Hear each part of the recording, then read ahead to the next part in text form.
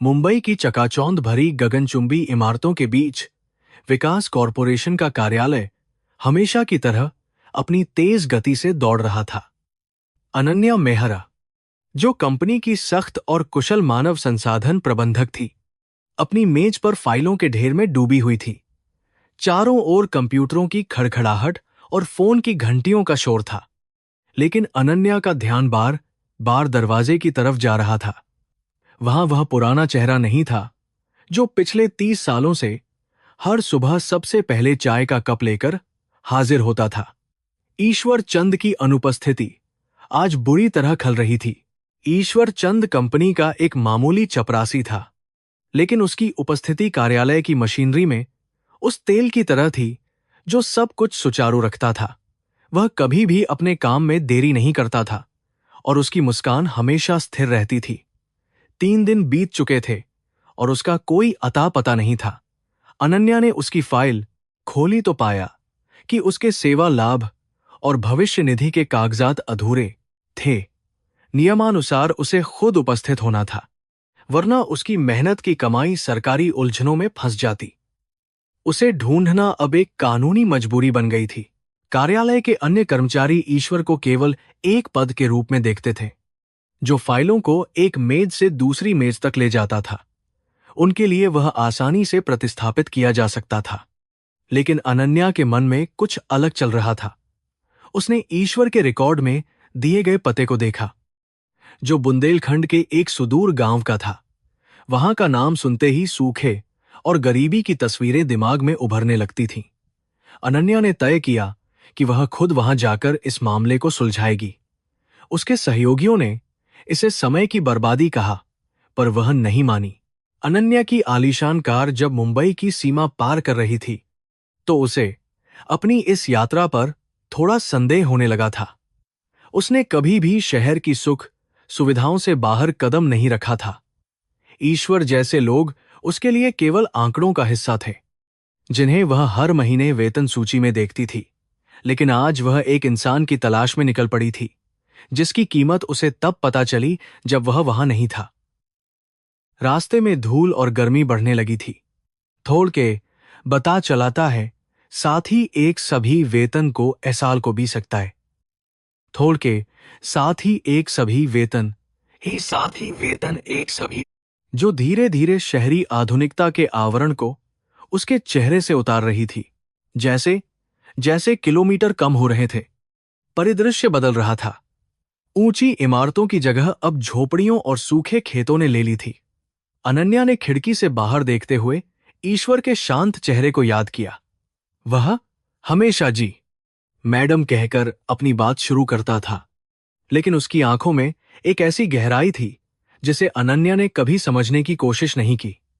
उसे महसूस हुआ कि कॉरपोरेट जगत की इस अंधी दौड़ में उसने मानवता को कहीं पीछे छोड़ दिया है। बुंदेलखंड की तपती धरती अब उसका स्वागत करने के लिए तैयार खड़ी हुई थी। शाम ढलने लगी थी और सूरज की लालिमा ने पूरे क्षितिज को एक अजीब से रंग में रंग दिया था। अनन्या का ड्राइवर बार बार जीपीएस की ओर देख रहा था, क्योंकि गांव की सड़कें अब कच्ची और ऊबड़ खाबड़ होने लगी थीं। वहां न तो कोई नेटवर्क था और न ही कोई दिशा निर्देश देने वाला साइन बोर्ड। अनन्या को पहली बार अपनी सत्ता और पद का अहंकार टूटता हुआ महसूस हुआ। यहां उसकी डिग्री और ओहदा कोई मायने नहीं रखते थे। यहां केवल मिट्टी की गंध और प्रकृति का अपना एक कठोर और निष्ठुर कानून काम कर रहा था। गांव के प्रवेश द्वार पर पहुंचते ही एक अजीब सी शांति छाई हुई थी, जो डरावनी और रहस्यमयी दोनों लग रही थी। धूल के गुबार में कुछ बच्चे नंगे पैर दौड़ रहे थे, जिनकी आंखों में गरीबी के बावजूद एक अनोखी चमक थी। अनन्या ने अपनी महंगी घड़ी देखी और फिर उस पते को, जो अब उसके हाथ में पसीने से भीग चुका था। वह सोच रही थी कि ईश्वर इस बंजर भूमि से निकलकर मुंबई जैसे महानगरीय जंगल में कैसे जीवित रहा होगा। क्या वह यहां खुश था या केवल मजबूरी ही उसे शहर तक खींच ले गई थी। गाड़ी के रुकते ही गांव के कुछ लोग जिज्ञासावश पास आने लगे। उनकी फटी हुई धोती और सूखे चेहरे अनन्या के लिए एक नया अनुभव थे। उसने ईश्वर चंद का नाम लिया तो अचानक वहां एक गहरा सन्नाटा पसर गया। लोगों की आंखों में एक अजीब सी नमी तैरने लगी जो अनन्या को भीतर तक व्याकुल कर रही थी। उसे लग रहा था कि वह किसी बहुत बड़े राज की दहलीज पर खड़ी है। वह एक साधारण एचआर प्रबंधक से अब एक ऐसी कहानी की खोजकर्ता बन गई थी जो शायद उसके जीवन की परिभाषा बदलेगी। गांव की एक बूढ़ी औरत ने उसे इशारा किया और आगे बढ़ने को कहा। अनन्या ने भारी कदमों से उस कच्ची गली की ओर बढ़ना शुरू किया। हर कदम पर उसे महसूस हो रहा था कि वह वास्तविकता के कितने करीब जा रही है। उसका महंगा इत्र अब पसीने और मिट्टी की महक में पूरी तरह से घुल गया था। उसे ईश्वर की वह पुरानी नीली वर्दी याद आई जो वह हमेशा साफ सुथरी पहनता था। क्या वह वर्दी केवल एक साधारण पोशाक थी या उसका स्वाभिमान? इन्हीं विचारों के साथ वह उस मिट्टी के घर के सामने पहुंची। घर के सामने एक बड़ा नीम का पेड़ था जिसकी छाया में कुछ लोग सिर झुकाए चुपचाप बैठे थे। अनन्या को देखते ही वे सब सम्मान में खड़े हो गए। उनकी मौन सहानुभूति अनन्या के सीने में किसी कांटे की तरह चुभ रही थी। उसने अंदर जाने की हिम्मत जुटाई और देखा कि एक कोने में ईश्वर की कुछ पुरानी चीजें करीने से रखी हुई थीं। वहां कोई भव्यता नहीं थी, केवल अभाव और अटूट गरिमा का संगम था। अनन्या को एहसास हुआ कि वह जिसे मामूली चपरासी समझ रही थी वह यहां बहुत आदरणीय था। अनन्या ने गहरी सांस ली और अपने आप को संभालने की कोशिश की। उसे यहां केवल हस्ताक्षर लेने थे और कागजी औपचारिकताएं पूरी करनी थीं। लेकिन अब उसका मन इन कागजों से परे कुछ और ढूंढ रहा था। उसने ईश्वर की बूढ़ी मां की ओर देखा जो अंधी थीं लेकिन आगंतुक की आहट पहचान रही थीं। उस क्षण में कॉर्पोरेट दुनिया की सारी चतुराई और होशियारी धरी की धरी रह गई। अनन्या को लगा कि वह पहली बार जीवन के असली सच से रूबरू हो रही है, जहां आंसू शब्दों से ज्यादा बात करते हैं। खिड़की से आती मध्यम रोशनी में अनन्या ने देखा कि कमरे की दीवार पर ईश्वर की एक धुंधली तस्वीर टंगी थी। तस्वीर में वह अपनी उसी चिर परिचित मुस्कान के साथ खड़ा था जिसे अनन्या ने अक्सर दफ्तर में नजरअंदाज किया था। कमरे में जल रही अगरबत्ती की खुशबू ने माहौल को और भी गंभीर बना दिया था। अनन्या का हृदय, जो अब तक केवल आंकड़ों और मुनाफे की भाषा समझता था, आज पहली बार किसी दूसरे के दुख की भाषा पढ़ने की कोशिश कर रहा था। गांव का वह शांत वातावरण उसे बेचैन कर रहा था। तभी एक छोटा बच्चा दौड़कर कमरे में आया और बाबा कहकर पुकारने लगा। वह ईश्वर का पोता राहुल था, जिसकी आंखों में अब भी अपने दादा के लौटने का इंतजार साफ झलक रहा था। अनन्या को महसूस हुआ कि ईश्वर की अनुपस्थिति केवल एक कंपनी के चपरासी की कमी नहीं थी, बल्कि एक परिवार के स्तंभ का ढहना था। उसने अपनी सूखी आंखों से कमरे के हर कोने को निहारा। उसे लगा कि वह मुंबई की उस वातानुकूलित दुनिया से बहुत दूर सत्य के एक ऐसे धरातल पर है जहां ढोंग की कोई जगह नहीं थी। गांव के सरपंच ने आगे बढ़कर अनन्या का स्वागत किया और उन्हें बैठने के लिए एक पुरानी लकड़ी की कुर्सी दी। उनके स्वर में एक भारीपन था जो बिना बोले ही बहुत कुछ कह रहा था। अनन्या ने कांपते हाथों से अपनी फाइल निकाली, लेकिन उसे लगा कि यहां इन कागजों का कोई मूल्य नहीं है। सरपंच ने उसे बताया कि ईश्वर केवल एक कर्मचारी नहीं था, बल्कि गांव के सुख दुख का साथी था। हर शब्द के साथ अनन्या का अपराधबोध बढ़ता जा रहा था, क्योंकि उसने ईश्वर को कभी एक इंसान नहीं माना था। रात के साये गांव पर गहरे होने लगे थे और लालटेन की रोशनी में चेहरे और भी गंभीर दिखने लगे थे। अनन्या ने महसूस किया कि इस यात्रा ने उसकी आत्मा के उन बंद दरवाजों को खटखटाना शुरू कर दिया है जिन्हें उसने बरसों से बंद कर रहा था। वह जिस ईश्वर को ढूंढने आई थी, वह अब उसके सामने एक नए और महान रूप में प्रकट हो रहा था। क्या वह अपनी इस खोज को पूरा कर पाएगी, या यह यात्रा उसे खुद को खोजने की दिशा में ले जाएगी? सन्नाटा अब गहरा और बोझिल होता जा रहा था। अनन्या ने तय किया कि वह आज रात गांव में ही रुकेगी। ड्राइवर ने उसे मना करने की कोशिश की क्योंकि वहां कोई होटल या गेस्ट हाउस नहीं था, लेकिन अनन्या का मन अब पीछे हटने को तैयार नहीं था। वह उस मिट्टी के घर की छत के नीचे रहकर उस जीवन को महसूस करना चाहती थी जिसे ईश्वर ने जिया था। उसने गांव के कच्चे पानी और सादी रोटी का स्वाद चखा, जो उसे दुनिया के किसी भी महंगे रेस्तरां के भोजन से कहीं अधिक पवित्र और संतोषजनक महसूस हो रहा था। नीम के पेड़ के नीचे बैठकर अनन्या ने आसमान के तारों को देखा, जो मुंबई की प्रदूषित हवा में कभी नहीं दिखाई देते थे। उसे लगा कि ईश्वर की आत्मा भी कहीं इन्हीं तारों के बीच से उसे देख रही होगी।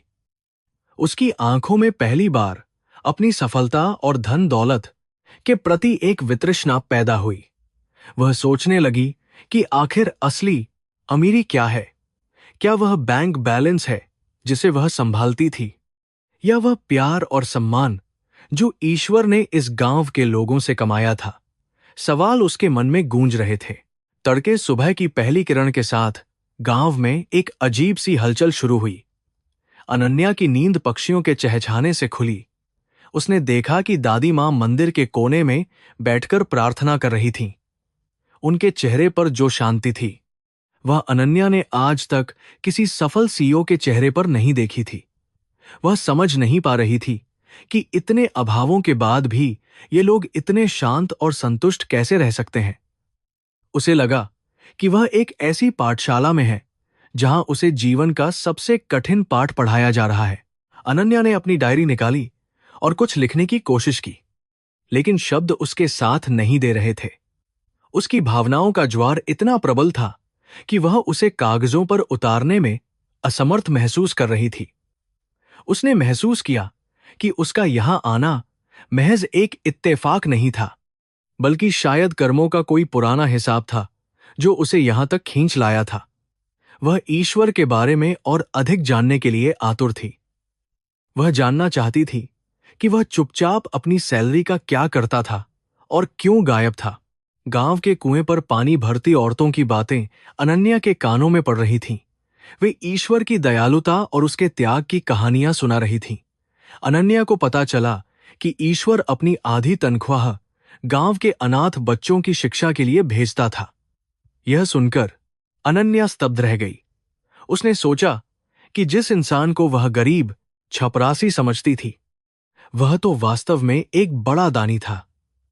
उसकी कंपनी के बड़े बड़े निवेशक भी शायद उतना दान नहीं करते थे जितना यह मामूली आदमी अपनी सीमित आय से करता था। इस नई जानकारी ने अनन्या के मन में ईश्वर के प्रति सम्मान को और भी ऊंचा कर दिया। उसे अब एहसास हुआ कि ईश्वर चंद की अनुपस्थिति का असली कारण केवल बीमारी नहीं हो सकता। कोई बड़ा कारण था जिसने उसे अपने कर्तव्य से दूर रखा था। वह उस रहस्य की तह तक जाने के लिए तैयार थी, भले ही इसके लिए उसे कितनी भी कठिनाइयों का सामना क्यों न करना पड़े। उसका पेशेवर दृष्टिकोण अब पूरी तरह से मानवीय संवेदनाओं में बदल चुका था। उसने अपनी फाइल बंद की और सच्चाई की ओर कदम बढ़ाया। सूरज अब पूरी तरह से ऊपर आ चुका था और गांव अपनी दैनिक दिनचर्या में व्यस्त हो गया था। अनन्या ने सरपंच से आग्रह किया कि वह उसे उस स्थान पर ले चलें जहां ईश्वर ने अपना अंतिम समय बिताया था, या जहां वह अक्सर जाया करता था। सरपंच की आंखों में एक बार फिर वही उदासी कौंधी, लेकिन उन्होंने सिर हिलाकर सहमति दे दी।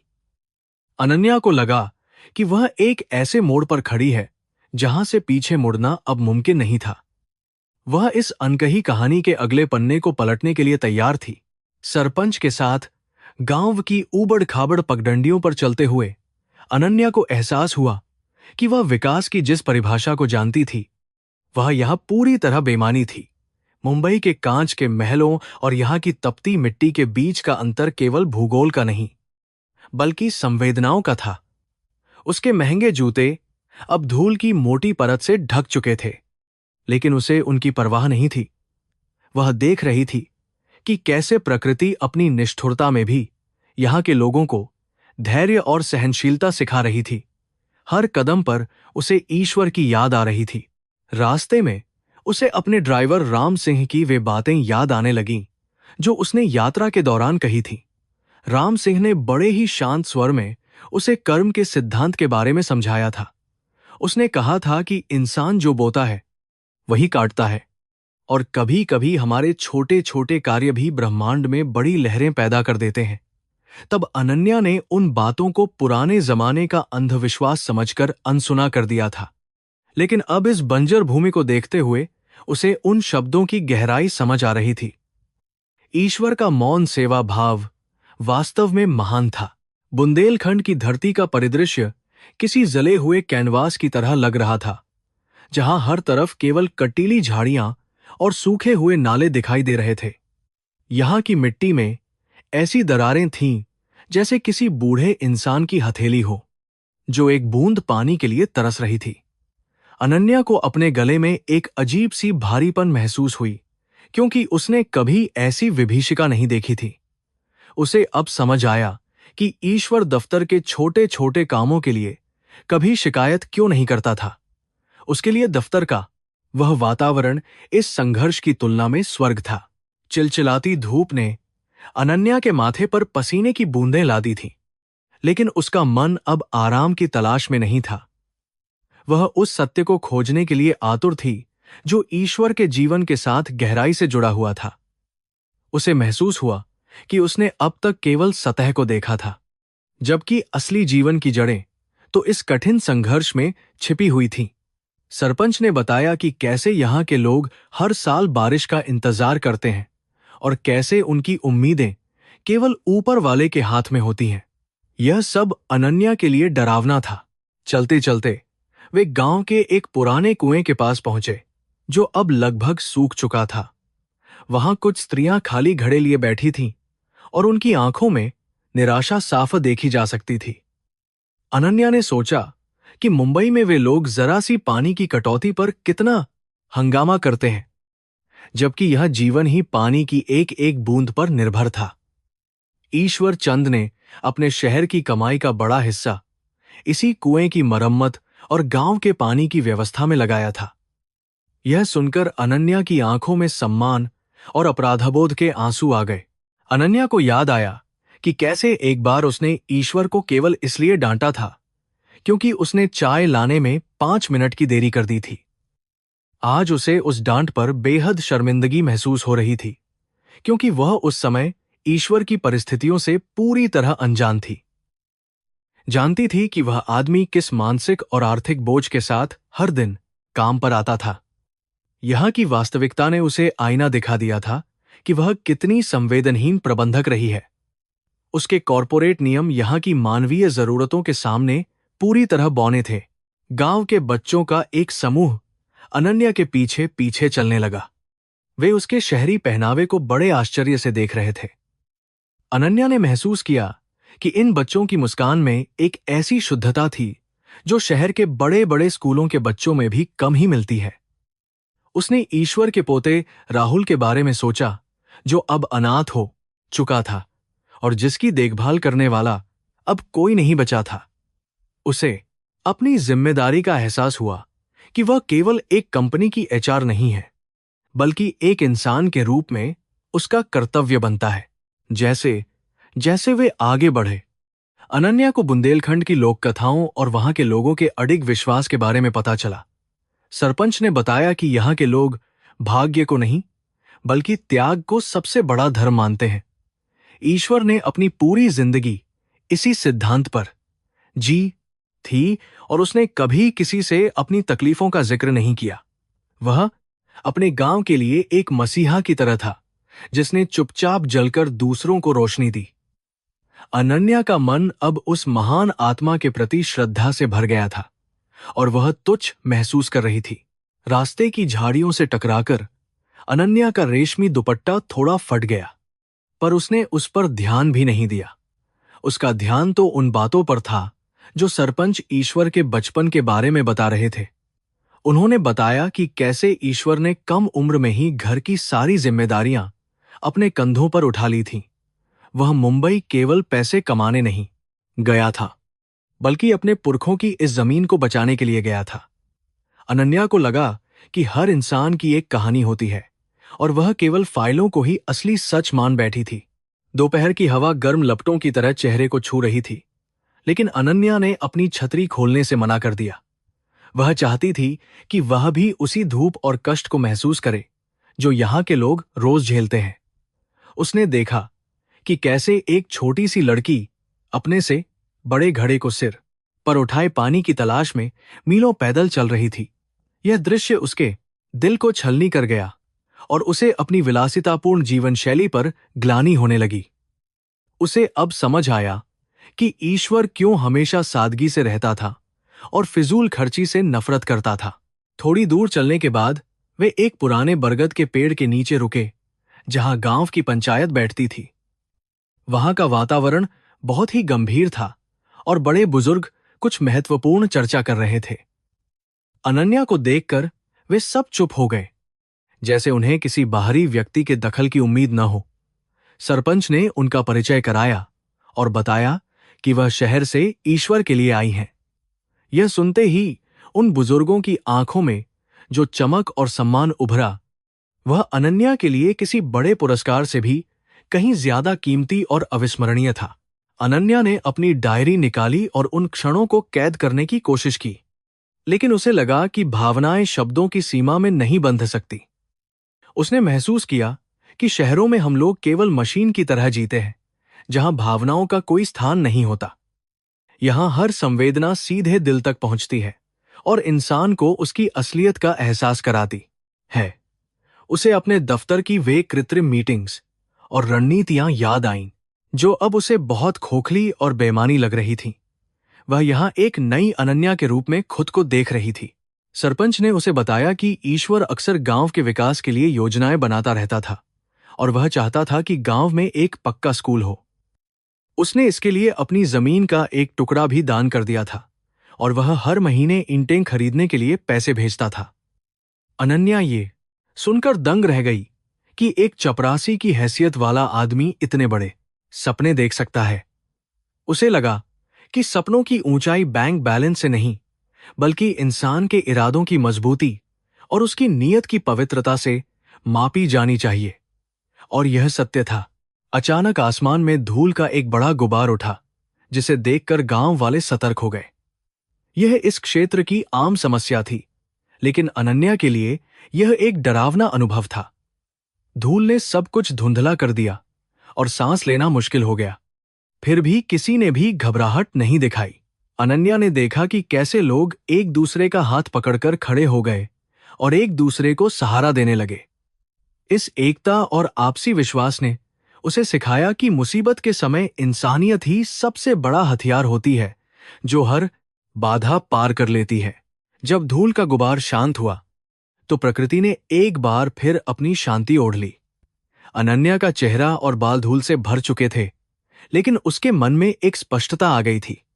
उसे समझ आया कि ईश्वर ने मुंबई में कभी अपनी जड़ों को नहीं भुलाया और उसने हमेशा अपनी संस्कृति का मान रखा। वह शहर की भीड़ में खोया नहीं था, बल्कि अपनी पहचान को और भी मजबूत कर चुका था। अनन्या को लगा कि उसे भी अपनी जड़ों की तलाश करनी चाहिए और अपने जीवन के उद्देश्यों को दोबारा सही से परिभाषित करना चाहिए। वे अब गांव के उस हिस्से में थे जहां दलित और गरीब लोग रहते थे, जिनके लिए ईश्वर ने विशेष रूप से काम किया था। यहाँ की झोपड़ियां और भी दयनीय थीं, लेकिन उनके सामने लगा हुआ फूलों का पौधा उनकी जीने की जिजीविषा को दर्शा रहा था। अनन्या ने देखा कि कैसे एक बूढ़ी औरत ने उसे अपनी टूटी हुई खटिया पर बैठने के लिए आमंत्रित किया और बड़े प्रेम से पानी पिलाया। उस पानी में मिट्टी का स्वाद था, लेकिन वह किसी अमृत से कम नहीं था, क्योंकि उसमें निस्वार्थ प्रेम और गहरी आत्मीयता थी। अनन्या ने उन लोगों से ईश्वर के बारे में और बातें पूछीं, और हर बार एक नया और प्रेरणादायक पहलू सामने आया। किसी ने बताया कि कैसे ईश्वर ने अपनी बीमारी की परवाह किए बिना पड़ोस की लड़की की शादी में आर्थिक मदद की थी। किसी और ने बताया कि उसने कैसे रात रात भर जागकर बीमार पशुओं की सेवा की थी। यह सब सुनकर अनन्या को लगा कि ईश्वर एक चलता फिरता धर्मग्रंथ था, जिसकी हर क्रिया मानवता की सेवा के लिए समर्पित थी। उसे अपनी कंपनी की सामाजिक गतिविधियों पर हंसी आई, जो केवल दिखावा थी। शाम होने को थी और परिदृश्य में एक सुनहरी चमक छा गई थी जो बुंदेलखंड के कठोर सौंदर्य को निखार रही थी। अनन्या को महसूस हुआ कि उसकी थकान अब गायब हो चुकी है और उसकी जगह एक नई सकारात्मक ऊर्जा ने ले ली है। उसे अब उस रहस्य के करीब होने का एहसास हो रहा था जिसने ईश्वर को उससे दूर कर दिया था। सरपंच की चाल अब थोड़ी धीमी हो गई थी और वह बार बार पीछे मुड़कर अनन्या को देख रहे थे, जैसे यह सुनिश्चित कर रहे हों कि वह इस सच्चाई को झेल पाएगी। एक टीले पर पहुंचते ही सरपंच रुक गए और दूर एक निर्माण स्थल की ओर इशारा किया जहां कुछ काम अधूरा पड़ा था। उन्होंने बताया कि यही वह जगह है जहां ईश्वर अपना अंतिम सपना पूरा करना चाहता था। वह यहां एक सार्वजनिक कुआं और पाठशाला बनाना चाहता था ताकि गांव के बच्चों को पानी और शिक्षा के लिए भटकना न पड़े।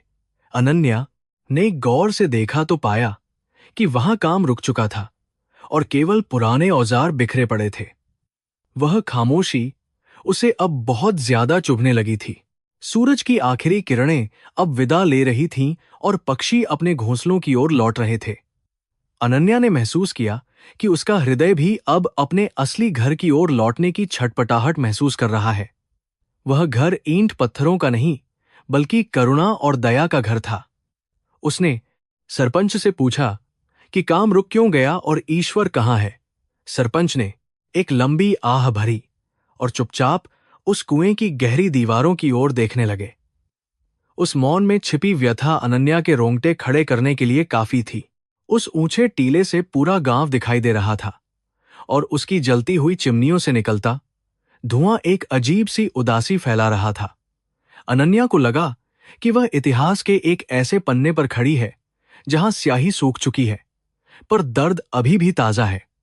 उसने अपनी आंखों को बंद किया और ईश्वर की उस शांत आवाज को सुनने की कोशिश की जो अक्सर दफ्तर के गलियारों में गूंजती थी। उसे महसूस हुआ कि यह यात्रा उसके जीवन की सबसे महत्वपूर्ण और परिवर्तनकारी यात्रा होने वाली है जिसका अंत कठिन होगा। अंततः अनन्या ने अपनी डायरी और फाइल को मजबूती से पकड़ लिया और सरपंच के पीछे चलने के लिए तैयार हो गई। उसके चेहरे पर अब एक दृढ़ संकल्प था कि वह चाहे जो भी हो सच्चाई का सामना करेगी और ईश्वर के अधूरे सपनों को पूरा करने के लिए अपनी पूरी शक्ति लगा देगी। वह समझ चुकी थी कि मानवता केवल किताबों में पढ़ने की चीज नहीं है बल्कि उसे जीने और दूसरों के लिए बलिदान करने में ही उसका असली अर्थ समाहित है। रात का अंधेरा अब गांव को घेरने लगा था।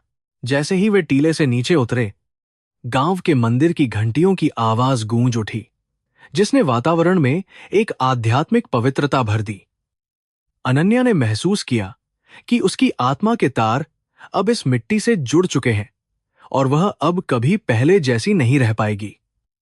वह एचआर मैडम अब एक ऐसी इंसान बन चुकी थी जो दूसरों के दर्द को अपना समझने लगी थी।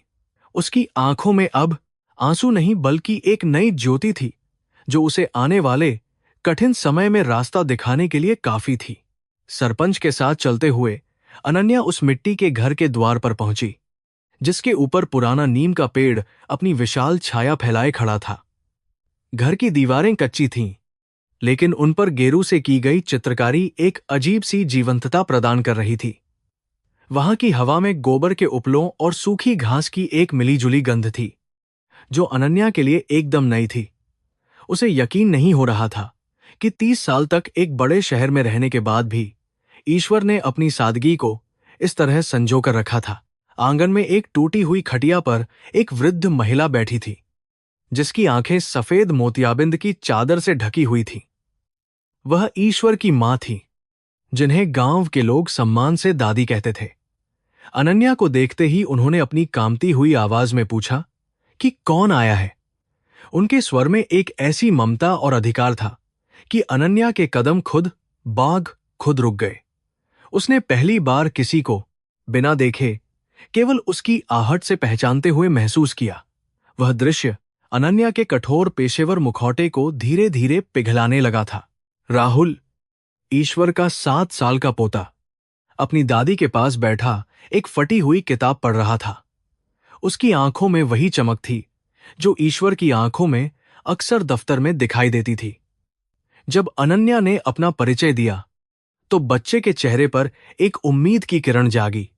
उसने पूछा, क्या आप बाबा के दफ्तर से आई हैं? क्या वे आज वापस आएंगे?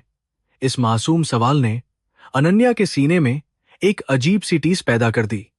उसके पास इस सवाल का कोई जवाब नहीं था, क्योंकि वह खुद उन्हें खोजने आई थी। कमरे के अंदर का दृश्य और भी हृदय विदारक था। एक कोने में ईश्वर की वह पुरानी नीली वर्दी टंगी थी, जिसे वह बड़े गर्व से पहनता था। वर्दी पर इस्त्री की गई सिलवटें अभी भी साफ दिख रही थीं, जैसे वह कल ही काम पर जाने वाला हो। दीवार पर एक छोटी सी अलमारी थी, जिसमें कुछ धार्मिक पुस्तकें और एक पुरानी स्टील की थाली रखी हुई थी। अनन्या को लगा कि इस छोटे से कमरे में ईश्वर का पूरा संसार समाया हुआ था। यहां की हर चीज उसकी मेहनत और कार में हाल के एक कैसे स्टील कमरे में ईमानदारी की गवाह दे रही थी। दादी ने अनन्या को अपने पास बैठने का इशारा किया और उसका हाथ अपने हाथों में ले लिया। उनके हाथ खुरदरे थे, जैसे उन्होंने उम्र भर मिट्टी से जंग लड़ी हो, लेकिन उनमें एक अनोखी गर्माहट थी। उन्होंने बताया कि ईश्वर पिछले 15 दिनों से घर पर नहीं है। वह गांव के पुराने कुएं को गहरा करने के काम में मदद करने गया था, क्योंकि इस साल सूखा बहुत भीषण था। अनन्या यह सुनकर हैरान रह गई कि एक 60 साल का व्यक्ति इस उम्र में और इस गर्मी में ऐसा भारी काम करने का साहस कर रहा था। गांव के कुछ और लोग धीरे धीरे आंगन में जमा होने लगे थे। वे अनन्या को एक अधिकारी नहीं, बल्कि ईश्वर के परिवार के एक सदस्य की तरह देख रहे थे। एक महिला ने आगे बढ़कर अनन्या को तांबे के लोटे में पानी दिया। पानी ठंडा था और उसमें मिट्टी की सौंधी खुशबू थी। अनन्या ने महसूस किया कि मुंबई के मिनरल वाटर में वह तृप्ति नहीं थी जो इस सादे पानी में थी। यहां के लोगों का प्यार और सम्मान शब्दों का मोहताज नहीं था, वह उनके छोटे छोटे व्यवहार में साफ झलक रहा था। अनन्या ने दादी से पूछा कि ईश्वर ने कभी अपनी तकलीफों के बारे में दफ्तर में क्यों नहीं बताया।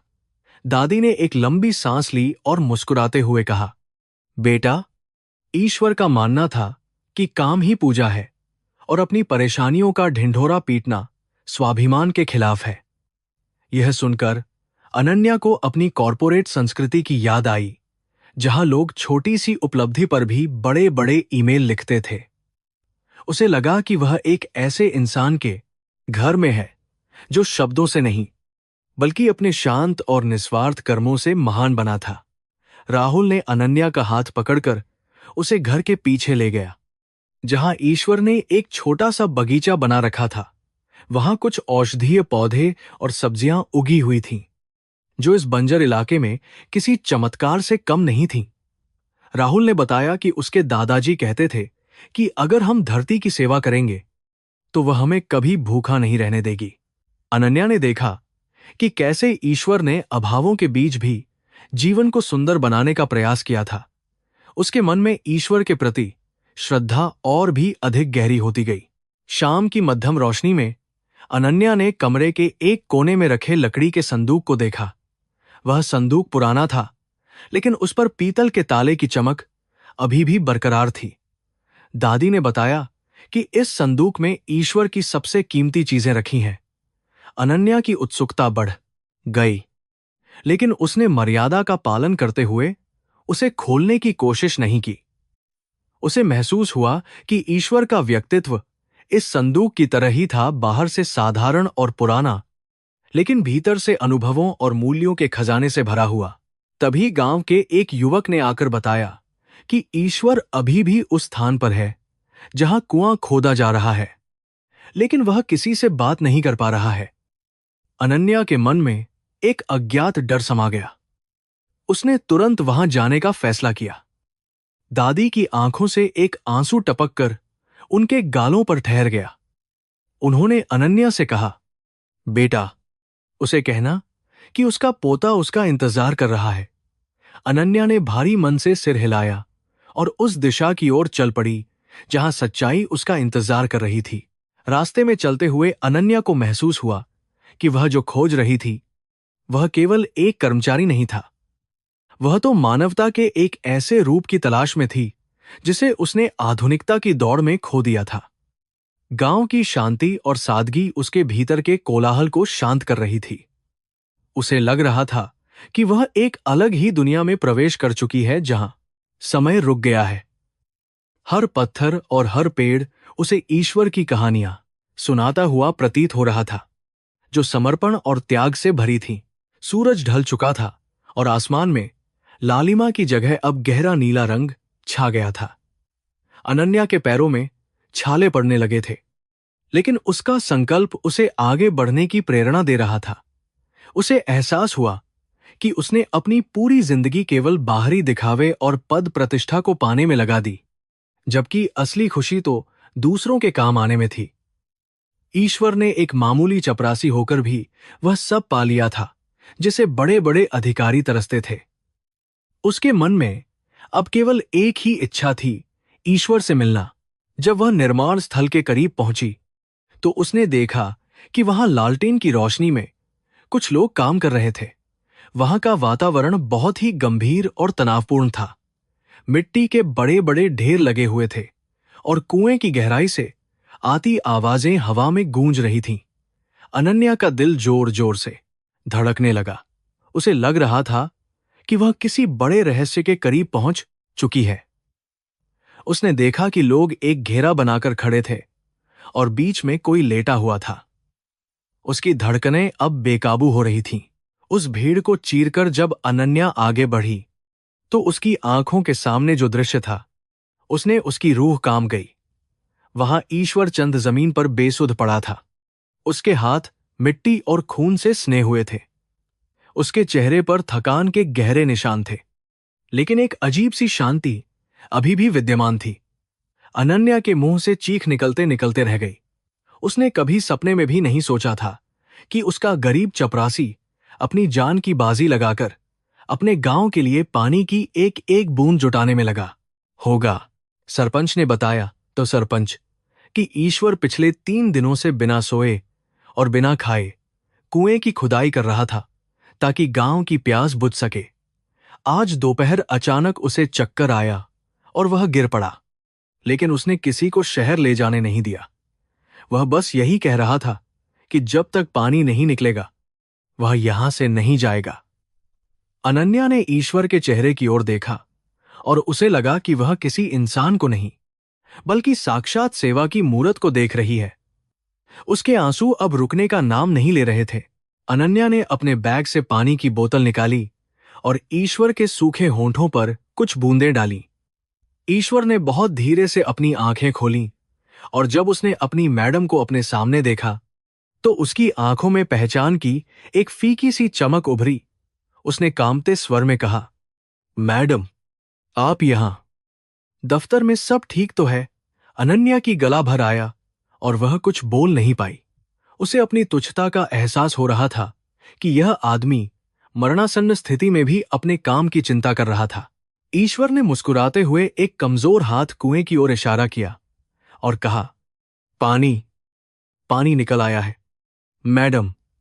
अब मेरे गांव के बच्चे प्यासे नहीं रहेंगे। यह कहते हुए उसकी आंखों में जो संतोष था वह अनन्या ने अपनी पूरी जिंदगी में कभी किसी के चेहरे पर नहीं देखा था। उसे समझ आया कि असली जीत क्या होती है। उसने ईश्वर का हाथ मजबूती से थाम लिया और उसे विश्वास दिलाया कि अब वह सुरक्षित है।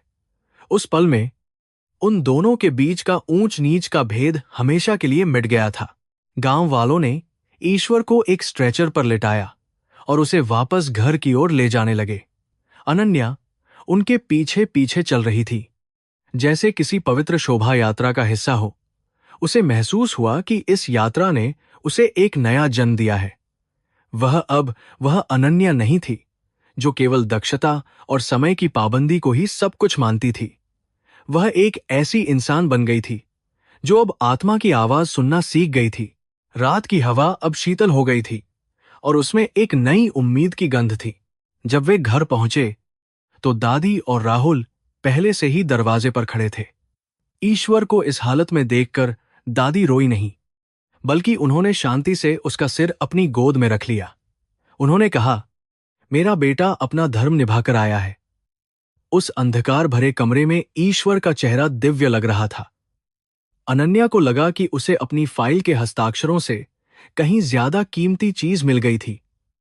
जीवन का वह सबक जो किसी भी मैनेजमेंट स्कूल में नहीं पढ़ाया जा सकता था। अनन्या ने पूरी रात जागकर ईश्वर की सेवा की। उसने देखा कि कैसे पूरा गांव बारी बारी से आकर उनका हाल पूछ रहा था। कोई दूध लेकर आ रहा था तो कोई जंगली जड़ी बूटियां। यह उस इंसान की कमाई थी जिसे अनन्या गरीब समझती थी। वास्तव में ईश्वर इस दुनिया का सबसे अमीर आदमी था, क्योंकि उसके पास लोगों का अगाध प्रेम और दुआएं थीं।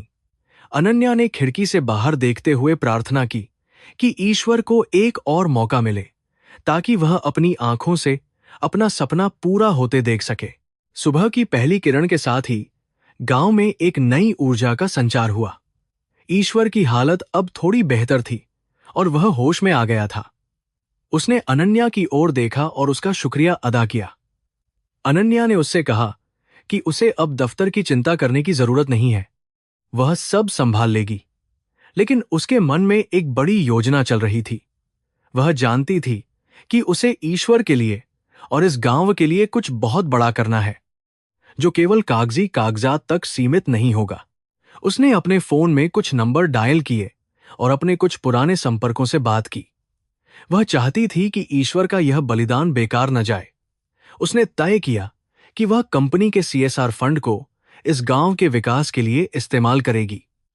उसकी आंखों में अब एक नया सपना पल रहा था।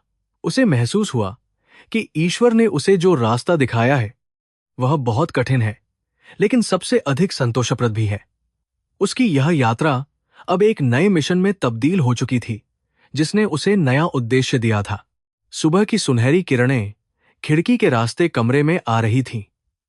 अनन्या रात भर जागने के बाद भी खुद को ऊर्जावान महसूस कर रही थी। उसने देखा कि ईश्वर अभी भी गहरी नींद में था। उसके चेहरे पर अब एक अजीब सी शांति थी। अनन्या ने कमरे के उस पुराने संदूक की ओर देखा जिसके बारे में दादी ने जिक्र किया था। उसे लगा कि उस संदूक के भीतर ईश्वर के उन 30 सालों का सच छिपा है जो उसने मुंबई की गलियों में बिताए थे। उसने धीरे से संदूक की ओर अपने कदम बढ़ाए ताकि किसी की नींद न खुले और वह सच जान सके। संदूक पुराना था, लेकिन उस पर लगा पीतल का ताला चमक रहा था। दादी ने पास आकर उसे एक पुरानी चाबी दी और मुस्कुराते हुए कहा कि यह ईश्वर की असली कमाई है। अनन्या ने जब ताला खोला तो उसमें सोने चांदी के सिक्के नहीं, बल्कि कागजों के पुराने ढेर और लिफाफे भरे हुए थे। धूल की एक हल्की परत उन पर जमी हुई थी, जो समय की गवाही दे रही थी। अनन्या ने धड़कते दिल के साथ सबसे ऊपर रखा हुआ एक पीला लिफाफा उठाया। उसे महसूस हो रहा था कि वह किसी के निजी जीवन के सबसे पवित्र हिस्से में प्रवेश कर रही है। पहले लिफाफे के अंदर मनी ऑर्डर की दर्जनों रसीदें थीं, जो पिछले 30 वर्षों की कहानी बयां कर रही थीं। अनन्या ने देखा कि ईश्वर अपनी मामूली तनख्वाह का 80% हिस्सा हर महीने गांव भेजता था। उसने अपने लिए केवल उतना ही रखा जितना जीवित रहने के लिए जरूरी था। मुंबई जैसे महंगे शहर में उसने अपनी बाहर महानारा इच्छाओं का गला घोंट दिया ताकि यहां गांव में किसी का चूल्हा जल सके। अनन्या की आंखों में आंसू आ गए जब उसने महसूस किया कि जिसे वह चपरासी समझती थी, वह असल में एक महान तपस्वी की तरह जीवन जी रहा था। उसने एक और पत्र खोला जो गांव के स्कूल के मास्टर जी ने लिखा था। पत्र में मास्टर जी ने ईश्वर को धन्यवाद दिया था क्योंकि उसने बच्चों के लिए नई बेंचें और ब्लैकबोर्ड भिजवाए थे। अनन्या को याद आया कि ईश्वर दफ्तर में अक्सर फटी हुई चप्पलें पहनकर आता था। वह खुद कष्ट सहता रहा ताकि गांव के बच्चों को जमीन पर न बैठना पड़े। यह निस्वार्थ सेवा की ऐसी मिसाल थी जिसे अनन्या ने अपनी पूरी कॉर्पोरेट लाइफ में कभी नहीं देखा था। उसका दिल ग्लानि और सम्मान के एक अजीब से मिश्रण से भर गया था। संदूक में कुछ पुराने मेडिकल बिल भी थे, जो ईश्वर के नाम पर नहीं बल्कि गांव के अन्य बुजुर्गों के नाम पर थे। किसी का मोतियाबिंद का ऑपरेशन था तो किसी की दवाइयों का खर्च। ईश्वर ने अपनी बचत का एक एक पैसा दूसरों के दर्द को कम करने में लगा दिया था। अनन्या को अपनी आलीशान जीवन शैली और महंगे ब्रांडों पर शर्म महसूस होने लगी। वह सोच रही थी कि जिस पैसे से वह एक डिजाइनर बैग खरीदती थी, उससे यहां कितने ही लोगों का जीवन सुधर सकता था। ईश्वर ने उसे बिना कहे जीवन का सबसे बड़ा सबक सिखा दिया था। एक छोटा सा लिफाफा मिला जिस पर राहुल की पढ़ाई लिखा हुआ था। उसमें ईश्वर ने अपनी भविष्य निधि के कुछ हिस्से को अलग से रखा था, ताकि उसके पोते को कभी गरीबी की वजह से पढ़ाई न छोड़नी पड़े। अनन्या ने देखा कि हर रसीद पर ईश्वर के कामते हुए हस्ताक्षर थे, जो उसकी कड़ी मेहनत और लगन को दर्शा रहे थे। वह कागज का टुकड़ा नहीं, बल्कि एक दादा का अपने पोते के लिए प्रेम और भविष्य की उम्मीद थी। अनन्या का हृदय पसीज गया और उसने उस लिफाफे को बड़े सम्मान से वापस रख दिया। एक और पत्र एक युवा लड़की का था, जो अब शहर में नर्स बन चुकी थी। उसने ईश्वर को काका कहकर संबोधित किया था और लिखा था कि अगर उन्होंने समय पर उसकी फीस न भरी होती, तो आज वह इस मुकाम पर नहीं पहुंच पाती। अनन्या को एहसास हुआ कि ईश्वर ने केवल एक परिवार नहीं, बल्कि पूरे समाज का निर्माण किया था। वह एक ऐसा अदृश्य धागा था जिसने पूरे गांव को उम्मीद की माला में पिरो रखा था। दफ्तर में उसे केवल एक छपरासी कहने वाली अनन्या आज खुद को बहुत छोटी महसूस कर रही थी। संदूक की तह में एक पुरानी डायरी मिली, जिसमें ईश्वर ने अपने दिल की बातें लिखी थीं। एक पन्ने पर लिखा था, मुंबई की सड़कें बहुत चौड़ी हैं, लेकिन वहां लोगों के दिल बहुत तंग हैं। यहां कोई किसी का दुख नहीं पूछता। यह पढ़कर अनन्या स्तब्ध रह गई। उसे लगा कि यह सीधी चोट उसके और उसकी जैसी शहरी मानसिकता पर थी। ईश्वर ने दफ्तर की भीड़ में रहते हुए भी उन सबके खालीपन को पहचान लिया था। वह, जिसे अनपढ़ समझती थी, वह तो मानवीय संवेदनाओं का सबसे बड़ा विद्वान निकला, जिसे उसने कभी नहीं समझा। डायरी के अगले पन्ने पर ईश्वर ने लिखा था कि वह अक्सर भूखा सो जाता था, ताकि वह कुछ पैसे बचा सके और गांव के मंदिर की छत ठीक करवा सके। अनन्या ने अपनी आंखों को बंद किया और उस दृश्य की कल्पना की। एक बूढ़ा आदमी मुंबई की एक अंधेरी खोली में बैठा हुआ, सादा नमक और रोटी खा रहा है, और उसके चेहरे पर मुस्कान है, क्योंकि उसे पता है कि दूर गांव में कोई सुरक्षित है। यह त्याग की वह पराकाष्ठा थी जिसे शब्दों में बयान करना नामुमकिन था। अनन्या के आंसू अब बेकाबू होकर गिर रहे थे। तभी राहुल कमरे में आया और उसने देखा कि अनन्या रो रही है। उसने मासूमियत से पूछा, मैडम, क्या बाबा के संदूक में कोई दुख भरा है? अनन्या ने उसे गले लगा लिया और कहा, नहीं बेटा, इसमें तो पूरी दुनिया की खुशियां और आशीर्वाद भरे हुए हैं। राहुल की आंखों में गर्व की चमक थी, जैसे उसे पता हो कि उसके दादाजी कोई साधारण इंसान नहीं है। अनन्या ने महसूस किया कि बच्चों की परवरिश में जो संस्कार ईश्वर ने दिए थे, वे किसी भी महंगे स्कूल की शिक्षा से कहीं अधिक ऊंचे और मूल्यवान थे। दादी मां ने बाहर से आवाज दी और अनन्या को चाय के लिए बुलाया। अनन्या ने संदूक को धीरे से बंद किया, जैसे वह किसी पवित्र मंदिर का द्वार बंद कर रही हो। उसे लगा कि उसकी आत्मा का शुद्धिकरण हो रहा है। वह एचआर मैडम, जो हमेशा नियमों और अनुशासन की बात करती थी, आज भावनाओं के समंदर में डूब रही थी। उसने तय किया कि वह इन पत्रों और रसीदों को केवल कागज नहीं रहने देगी, बल्कि इन्हें एक नए भविष्य की नींव बनाएगी। वह ईश्वर के हर सपने को पूरा करने का संकल्प ले चुकी थी। चाय पीते समय अनन्या ने दादी से ईश्वर की आदतों के बारे में और पूछा। दादी ने बताया कि वह बचपन से ही ऐसा था। दूसरों के लिए जीना ही उसका स्वभाव था।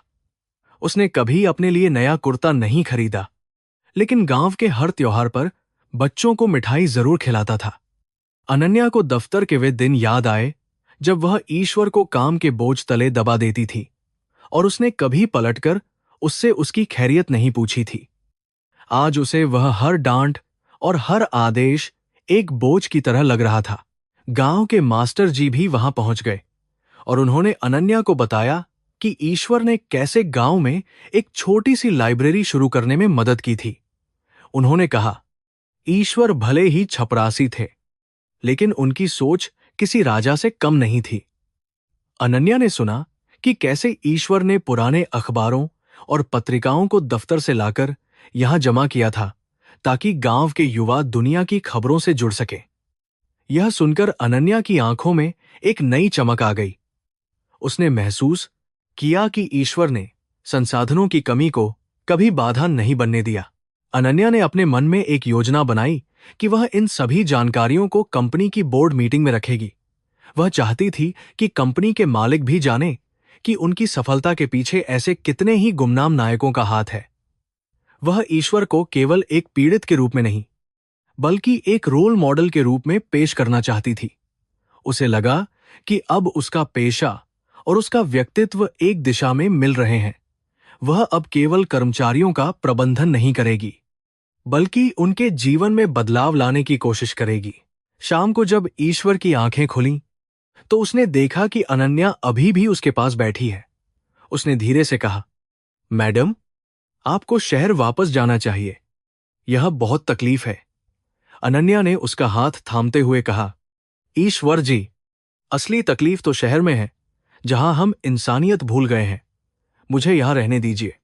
मुझे अभी बहुत कुछ सीखना है। ईश्वर की आंखों में कृतज्ञता के आंसू आ गए। उसे लगा कि उसके जीवन भर की तपस्या आज सफल हो गई, क्योंकि उसके काम को आज एक सही पहचान मिल रही थी। गांव के लोग अब अनन्या को अपना मानने लगे थे। कोई उसके लिए फल लाया था, तो कोई घर का बना मक्खन। अनन्या ने महसूस किया कि उसने अपनी पूरी जिंदगी में इतना प्यार कभी नहीं पाया था। यहां की गरीबी में भी जो अमीरी थी, वह उसे मुंबई के क्लबों और पार्टियों में कभी नहीं मिली। उसे समझ आया कि कर्म का फल केवल अगले जन्म में नहीं मिलता, बल्कि इसी जन्म में प्रेम और सम्मान के रूप में वापस आता है। वह अब इस गांव के साथ एक गहरे बंधन में बंध चुकी थी। उस रात अनन्या ने अपनी डायरी में लिखा, आज मैंने असली सफलता के दर्शन किए। सफलता वह नहीं जो हम कमाते हैं, बल्कि वह है जो हम दूसरों के जीवन में छोड़ जाते हैं। उसने महसूस किया कि ईश्वर ने उसे जो ज्ञान दिया है, वह किसी भी डिग्री से बड़ा है। वह अब एक नई अनन्या थी, जो करुणा, सहानुभूति और निस्वार्थ भाव से भरी हुई थी। उसका जीवन अब केवल अपने लिए नहीं था, बल्कि उन सबके लिए था जिन्हें एक सहारे की जरूरत थी। यह उसके जीवन का सबसे बड़ा बदलाव था।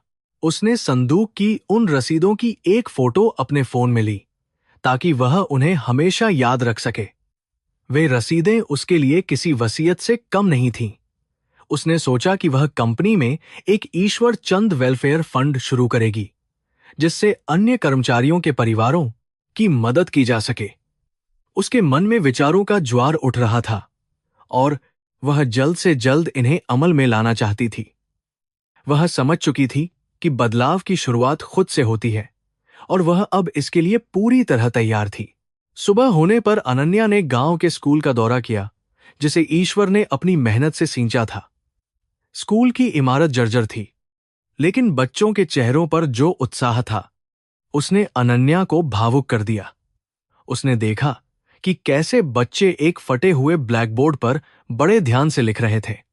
उसने खुद से वादा किया कि वह इस स्कूल को शहर के बेहतरीन स्कूलों जैसा बनाएगी।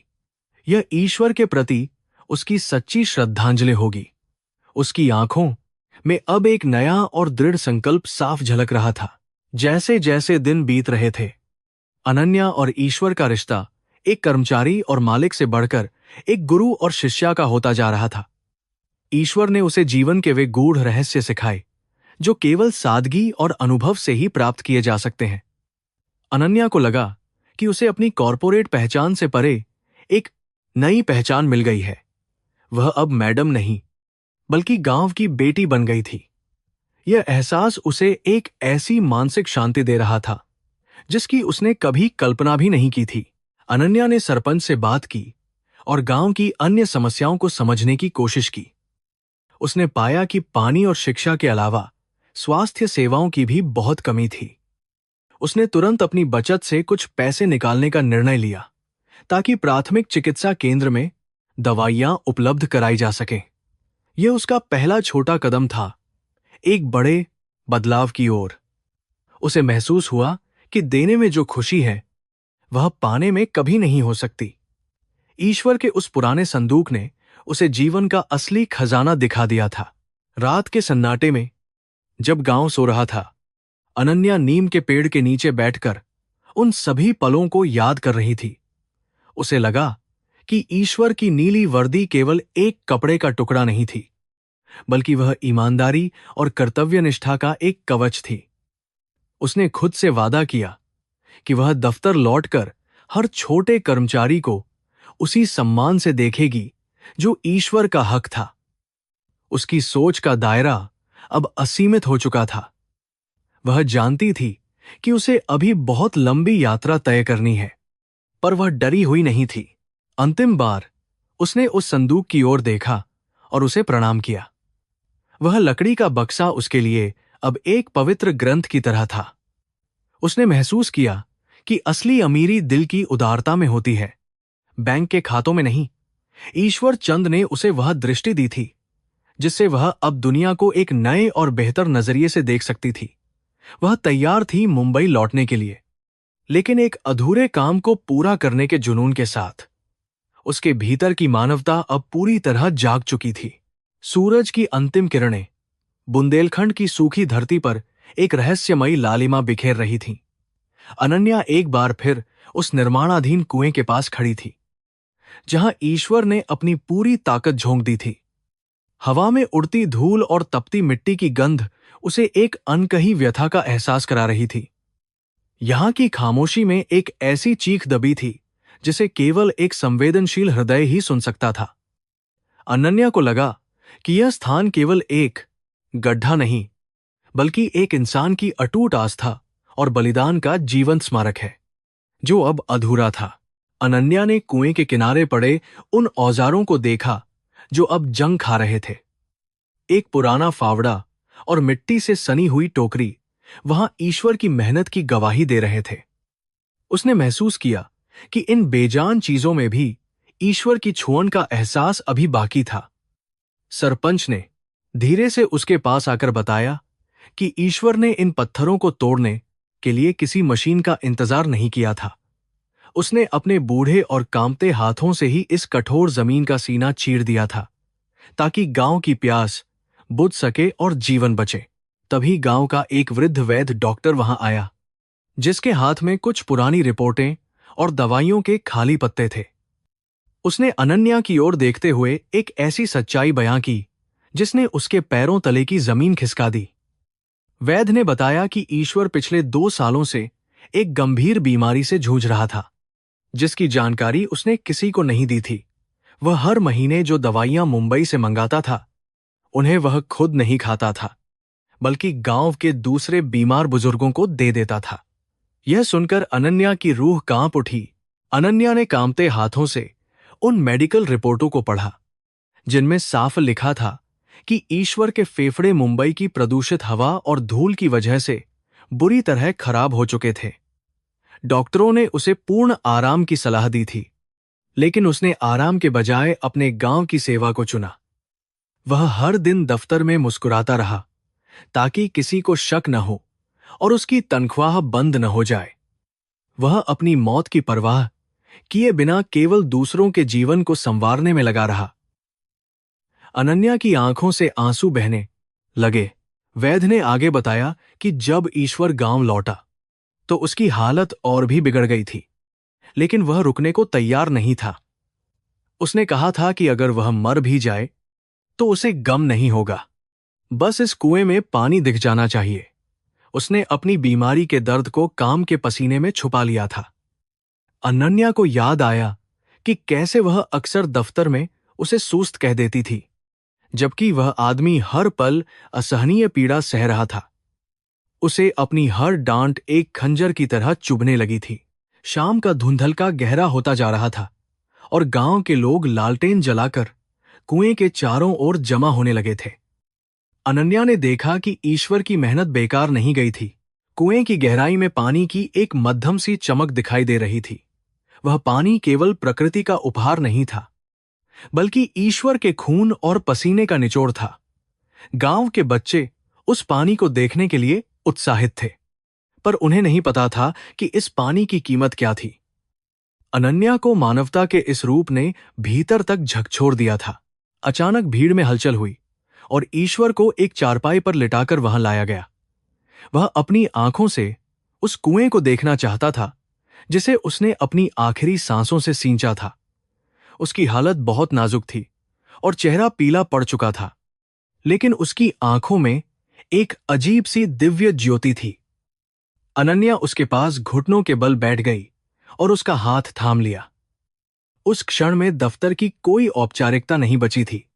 वहां केवल एक भक्त और एक भगवान जैसी पवित्रता का एहसास हो रहा था। ईश्वर ने बहुत मुश्किल से अपनी आंखें खोलीं और कुएं की ओर इशारा किया। उसके होंठों पर एक संतोषजनक मुस्कान आई और उसने धीरे से कहा, मैडम, देखिए, पानी मिल गया। अब कोई मां अपने बच्चे को प्यासा नहीं देखेगी। उसकी आवाज में जो सुकून था, उसने अनन्या के हृदय को चीर दिया। उसने महसूस किया कि इंसानियत का असली चेहरा यही है, जहां अपना सर्वस्व त्याग कर दूसरों की खुशी में अपना सुख ढूंढा जाता है। अनन्या का मन कर रहा था कि वह जोर जोर से रोए और ईश्वर से माफी मांगे। गांव की औरतें ईश्वर के पास आईं और उन्होंने उसके हाथ चूम लिए, जो मिट्टी और घावों से भरे हुए थे। वे हाथ अब किसी राजा के हाथों से भी अधिक कीमती लग रहे थे। अन्या ने देखा कि कैसे एक पूरा गांव एक मामूली चपरासी के चरणों में नतमस्तक था। यह वह सम्मान था जिसे पैसा कभी नहीं खरीद सकता था। उसे लगा कि वह अब तक जिस सफलता के पीछे भाग रही थी, वह कितनी झूठी और खोखली थी। असली अमीरी तो इस मिट्टी के घर में और इस बूढ़े आदमी के दिल में थी। सूरज पूरी तरह डूब चुका था, लेकिन कुएं के पास जल रही लालटेनों ने एक उम्मीद की रोशनी बिखेर रखी थी। अनन्या ने ईश्वर से वादा किया कि वह इस कुएं को पूरा करवाएगी और गांव में एक अस्पताल भी बनवाएगी। उसने ईश्वर के कानों में धीरे से कहा, आपका सपना अब मेरा सपना है। ईश्वर जी, मैं आपको हारने नहीं दूंगी। ईश्वर ने धीरे से अपना सिर हिलाया और अपनी आंखें मूंद लीं, जैसे उसे अब अपनी जिम्मेदारी से मुक्ति मिल गई हो। वह पल इतिहास में दर्ज होने जैसा था। अनन्या ने अपनी फाइल को कुएं की मिट्टी पर रख दिया और उस पर ईश्वर के हाथों की छाप ले ली। उसके लिए वह अब किसी भी अनुबंध या कॉन्ट्रैक्ट से बड़ा दस्तावेज था। उसने महसूस किया कि कॉरपोरेट जगत की नीतियां यहां के बलिदानों के सामने कितनी तुच्छ थीं। वह अब एक ऐसी अधिकारी थी जिसके पास केवल दिमाग नहीं, बल्कि एक धड़कता हुआ दिल भी था। उसने आसमान की ओर देखा और ईश्वर को धन्यवाद दिया कि उसने उसे इस गांव तक पहुंचाया और उसकी आंखें खोल दी। रात के सन्नाटे में केवल कुएं से आती पानी की बूंदों की आवाज सुनाई दे रही थी। अनन्या वहीं मिट्टी पर बैठ गई और अपने जीवन के हर उस पल को याद करने लगी जहां उसने किसी की उपेक्षा की थी। उसने संकल्प लिया कि वह अब अपने पद का उपयोग केवल मुनाफे के लिए नहीं, बल्कि ऐसे ही ईश्वरों की मदद के लिए करेगी। उसकी आंखों में आंसू अभी भी थे, लेकिन अब उनमें एक चमक भी थी, एक नए जीवन और एक नए उद्देश्य की चमक जिसने उसे बदल दिया था। तभी राहुल दौड़कर आया और अपने दादाजी के गले लग गया। उस मासूम को अभी भी लग रहा था कि उसके बाबा बस थककर सो गए हैं। अनन्या ने राहुल को अपने पास बुलाया और उसे गले लगा लिया। उसने महसूस किया कि राहुल के रूप में ईश्वर की विरासत अभी जीवित है। वह उस बच्चे को वह सब कुछ देगी जिसका वह हकदार था। उसे लगा कि ईश्वर ने उसे यहां केवल कागजों पर हस्ताक्षर लेने के लिए नहीं, बल्कि एक नई जिंदगी का प्रभार देने के लिए बुलाया था। जैसे जैसे रात बीती, अनन्या ने गांव के लोगों से और भी कहानियां सुनी। उसे पता चला कि ईश्वर ने कैसे अपनी अंतिम जमा पूंजी भी गांव के मंदिर के जीर्णोद्धार के लिए दे दी थी। वह आदमी वास्तव में एक संत था, जिसने अपनी पहचान को एक साधारण चपरासी की वर्दी के पीछे छुपा रखा था। अनन्या को लगा कि उसे अपनी पूरी शिक्षा और अनुभव पर पुनर्विचार करने की जरूरत है। उसने उस रात अपनी डायरी में लिखा, आज इंसानियत रो पड़ी, लेकिन उन आंसुओं ने मेरी आत्मा को धो दिया। अगली सुबह जब गांव की पहली किरण फूटी, तो कुआं पानी से लबालब भरा हुआ था। गांव वालों के लिए यह एक उत्सव का दिन था, लेकिन अनन्या के लिए यह एक भारी दिन था, क्योंकि उसे अब वापस मुंबई जाकर अपने वादों को पूरा करना था। उसने ईश्वर के माथे पर हाथ रखा और आशीर्वाद मांगा। उसने महसूस किया कि वह यहां से जो लेकर जा रही है वह किसी भी धन दौलत से बड़ा है। वह एक ऐसी मानवता की गवाह बनी थी जो केवल कहानियों में सुनी जाती थी। अनन्या ने सरपंच को बुलाया और उन्हें एक चेक सौंपा जो उसकी अपनी व्यक्तिगत बचत का था। उसने कहा कि इससे कुएं की मुंडेर और पानी की टंकी का निर्माण तुरंत शुरू किया जाए। गांव वाले उसकी उदारता देखकर चकित थे, लेकिन अनन्या जानती थी कि यह तो केवल एक शुरुआत थी। उसे अभी कंपनी के बोर्ड रूम में जाकर एक बड़ी लड़ाई लड़नी थी, ताकि ईश्वर जैसे हजारों मेहनतकशों को उनका हक और सम्मान मिल सके। उसका आत्मविश्वास अब 7वें आसमान पर था और इरादे फौलादी। जाते समय अनन्या ने एक बार फिर उस नीली वर्दी को देखा जो अब भी खूंटी पर टंगी थी। उसने महसूस किया कि वह वर्दी अब उसके लिए एक प्रेरणा का स्रोत बन चुकी थी। उसने ईश्वर की मां से वादा किया कि वह हर महीने गांव आएगी और उनके स्वास्थ्य का ख्याल रखेगी। दादी मां की धुंधली आंखों में भी एक संतोष था, जैसे उन्हें पता हो कि उनका बेटा अब अकेला नहीं है। अनन्या की यह यात्रा अब केवल एक जांच नहीं, बल्कि एक आध्यात्मिक यात्रा बन चुकी थी। गाड़ी में बैठते समय अनन्या ने पीछे मुड़कर देखा तो पूरा गांव उसे विदा करने के लिए खड़ा था।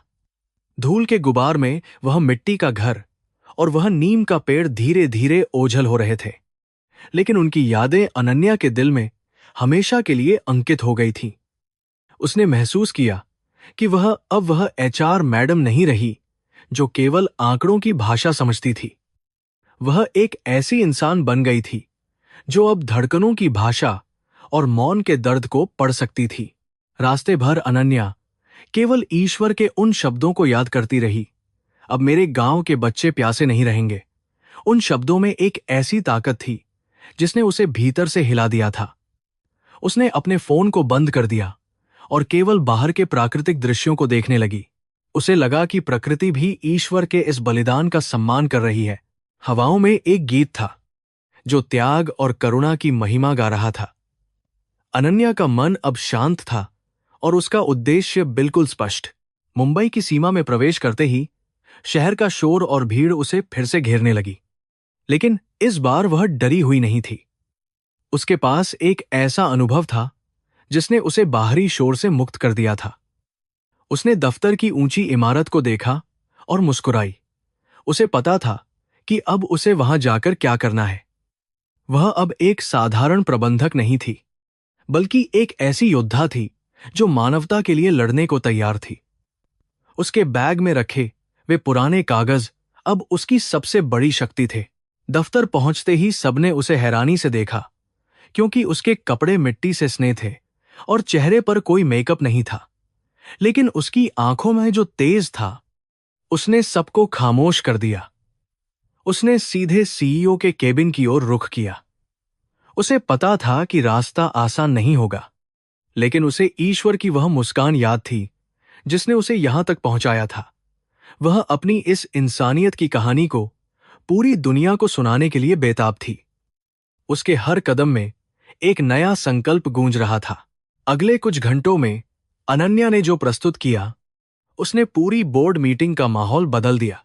उसने केवल आंकड़े नहीं दिखाए, बल्कि ईश्वर की फटी हुई रसीदें और गांव के उस सूखे कुएं की तस्वीरें दिखाईं।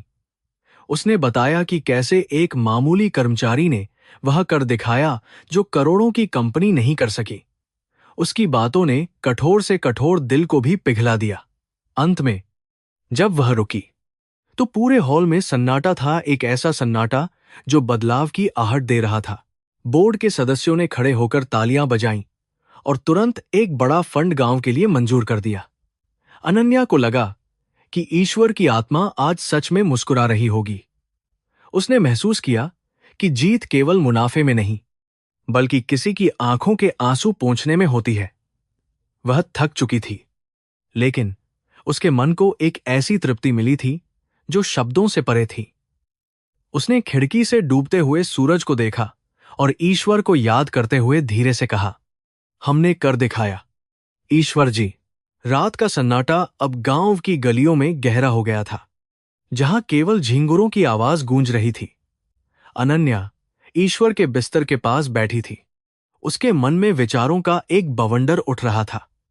लालटेन की मध्यम रोशनी ईश्वर के झुर्रियों भरे चेहरे पर पड़ रही थी, जिससे उसकी हर रेखा एक नई कहानी कह रही थी।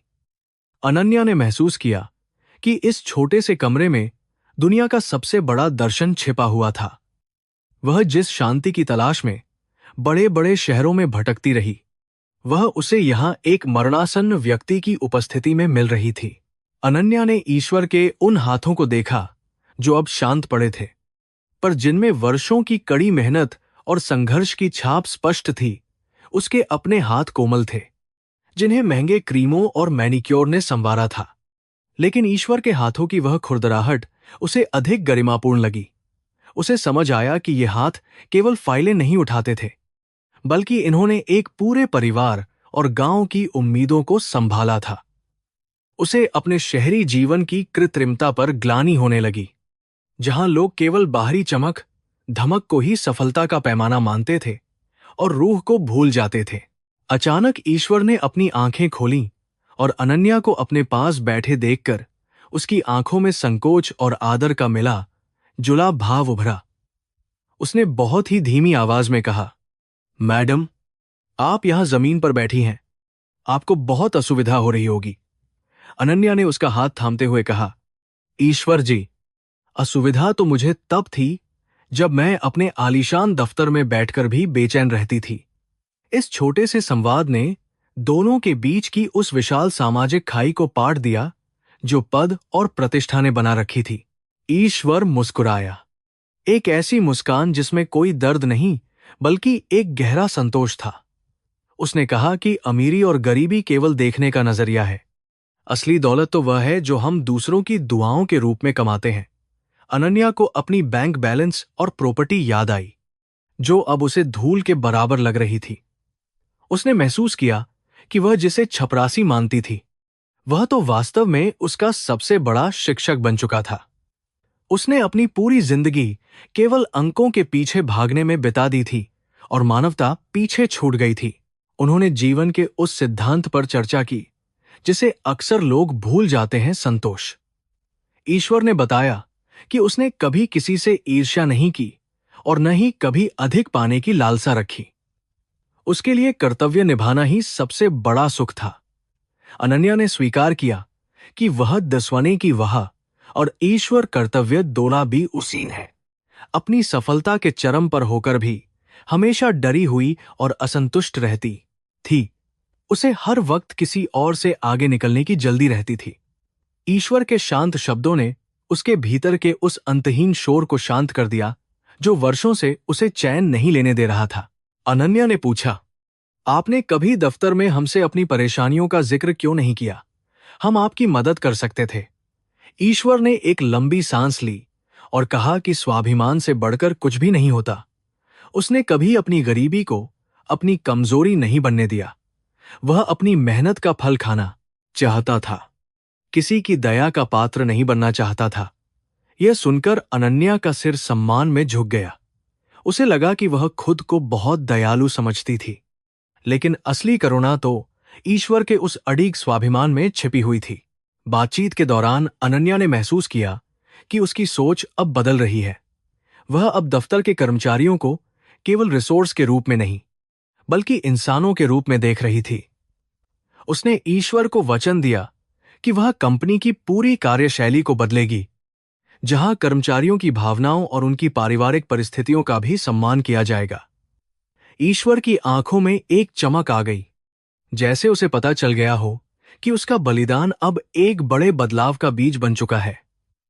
वह संवाद केवल दो लोगों के बीच नहीं, बल्कि दो विचारधाराओं के बीच का मिलन था। रात का तीसरा पहर शुरू हो गया था और कमरे में एक अजीब सी आध्यात्मिक ऊर्जा का संचार हो रहा था।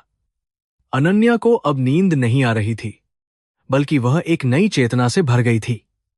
उसने ईश्वर से पूछा कि उसने राहुल के लिए क्या सपने देखे हैं।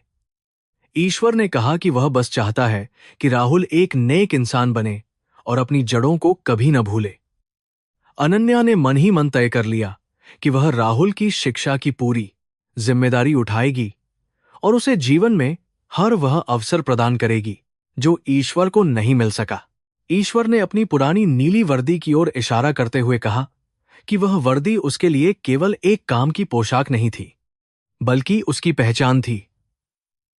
उसने उस वर्दी का हमेशा सम्मान किया क्योंकि उसने उसे और उसके परिवार को रोटी दी थी।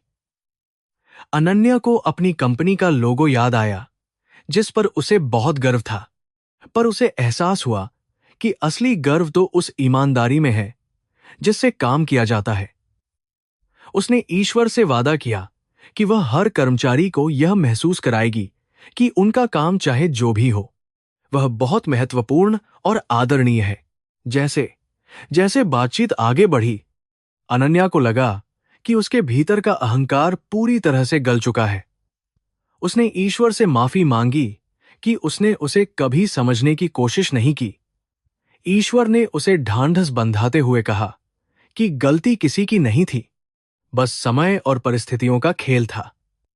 उसने अनन्या को आशीर्वाद दिया कि वह हमेशा दूसरों के काम आए। उस क्षण में अनन्या को जो शांति महसूस हुई, वह उसे किसी भी मेडल या प्रमोशन से नहीं मिली थी। वह अब एक नई अनन्या थी, जो मानवता के सच्चे मार्ग पर चलने को तैयार थी। ईश्वर ने बताया कि उसने दफ्तर के हर कोने को बड़े प्यार से साफ किया था, क्योंकि वह मानता था कि कर्म ही उसका मंदिर है। अनन्या को अपनी वे मीटिंग्स याद आईं, जहां वह छोटी छोटी बातों पर चिल्लाती थी। उसे अब समझ आया कि दफ्तर की सफलता केवल बड़े फैसलों पर नहीं, बल्कि ईश्वर जैसे हजारों लोगों की निस्वार्थ सेवा पर टिकी होती है। उसे अपनी टीम के प्रति एक नई कृतज्ञता महसूस हुई। उसने तय किया कि वह अब अपनी टीम को आदेश देने के बजाय उनके साथ मिलकर काम करेगी और उनके सुख दुख को अपना समझेगी।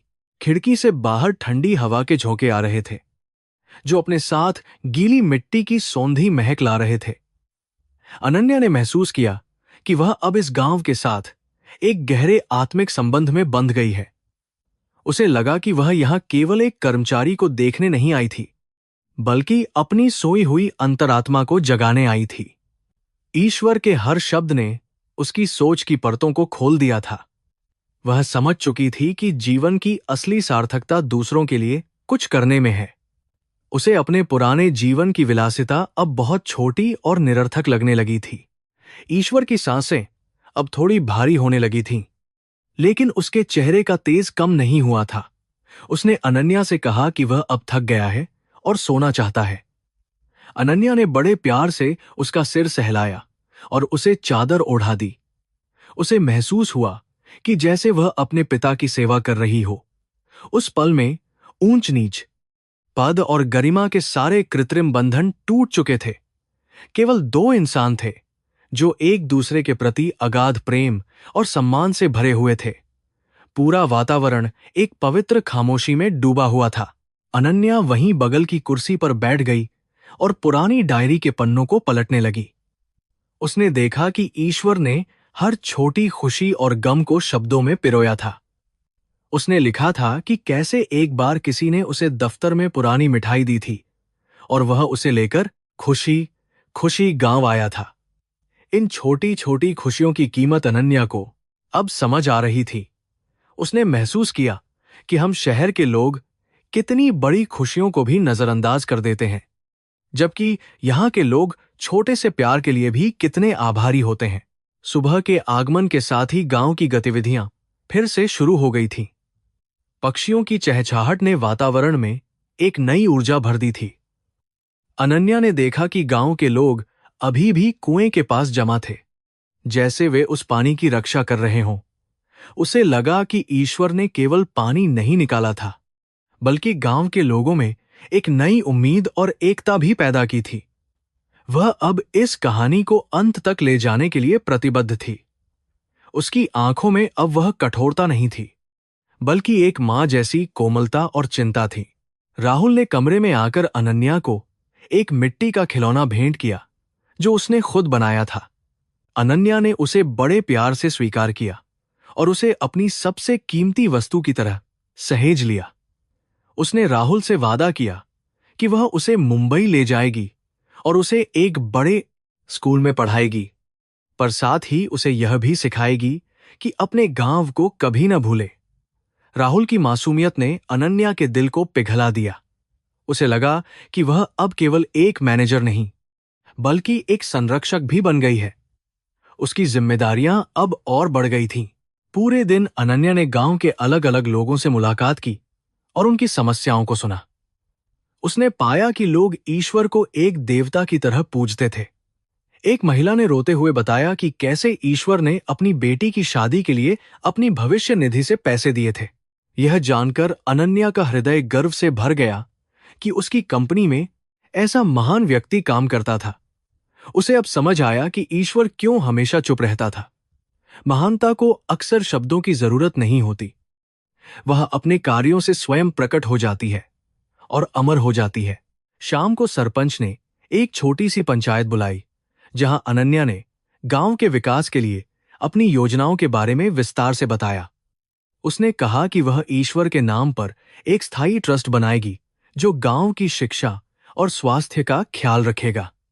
गांव के लोगों की शाम की एक स्परमान से गांव के लोगों की आंखों में जो कृतज्ञता थी, वह अनन्या के लिए किसी ईश्वरीय वरदान से कम नहीं थी। उसे महसूस हुआ कि उसने अपने जीवन का सबसे महत्वपूर्ण निवेश कर दिया है। वह अब अपनी पहचान को पूरी तरह से सार्थक महसूस कर रही थी और आगे बढ़ने को तैयार थी। जब अनन्या ईश्वर के कमरे में वापस लौटी, तो उसने देखा कि ईश्वर बहुत शांत था। उसकी धड़कनें अब बहुत धीमी पड़ गई थीं। अनन्या ने उसका हाथ अपने हाथ में लिया और उसे धीरे से सहलाया। उसे लगा कि ईश्वर उसे विदा कह रहा है, पर उसके चेहरे पर कोई डर नहीं था। वह एक योद्धा की तरह था जो अपनी जंग जीत चुका था। अनन्या ने उसकी आंखों में आंखें डालकर मुस्कुराया और उसे विश्वास दिलाया कि वह अब निश्चिंत रह सकता है। सब कुछ अब सुरक्षित हाथों में था और उसका नाम हमेशा सम्मान से लिया जाएगा। रात की चांदनी अब पूरे गांव पर अपनी शीतल रोशनी बिखेर रही थी। अनन्या ने महसूस किया कि इस यात्रा ने उसे पूरी तरह से तोड़कर फिर से जोड़ दिया है। वह अनन्या नहीं थी जो मुंबई से चली थी। उसके विचार, उसकी प्राथमिकताएं और उसके सपने अब पूरी तरह से बदल चुके थे। उसने ईश्वर के चरणों को स्पर्श किया और उन्हें नमन किया। उसे लगा कि उसे जीवन का वह अमूल्य उपहार मिल गया है जिसकी तलाश में इंसान सदियों तक भटकता है। मानवता की यह जीत उसे हमेशा के लिए एक बेहतर इंसान बना चुकी थी। अंततः अनन्या ने अपनी डायरी बंद की और गहरी सांस ली। उसे पता था कि कल एक नया दिन होगा, एक नई चुनौतियों भरा दिन। लेकिन अब उसके पास उन चुनौतियों का सामना करने के लिए ईश्वर जैसा साहस और धैर्य था। उसने ईश्वर की उस पुरानी नीली वर्दी को एक बार फिर छुआ और उसे अपने माथे से लगाया।